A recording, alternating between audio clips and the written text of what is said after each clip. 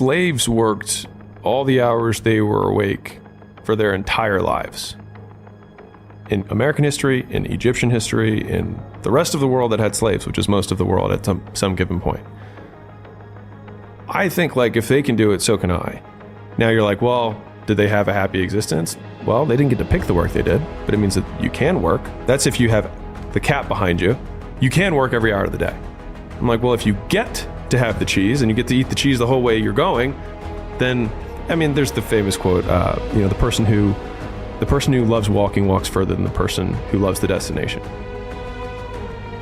Find some difficult shit to do, because that gets away a lot of the anxiety that you carry around in your body. A lot of difficult things make regular life less difficult.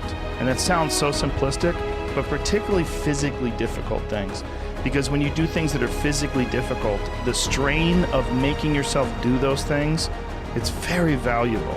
It's not just valuable like exercise and fitness and martial arts and running and whatever you're doing that's really difficult. It's not just valuable in terms of like health and the way you look, but it's also valuable for your mind, maybe even more so. Because regular life can be confusing, and little things that go wrong and little problems that arise are exacerbated by the fact that you're not accustomed to dealing with hardship.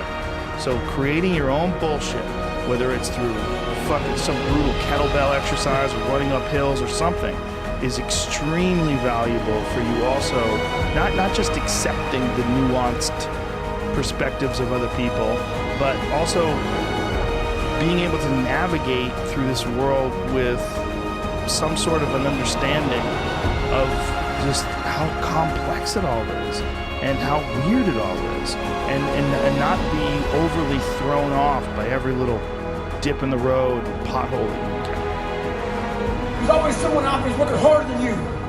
I'm haunted by that motherfucker. Knowing that someone out there is willing to forgo personal desires and comforts, forgo sleep, forgo whatever it takes to be better, to be the best. In life, a lot of times, we'll always have that person out there. There may not be a name or a face to him, but he exists. You make sure in life when you think about that person, you make sure they put a name and face to it. You make sure the name and face is yours.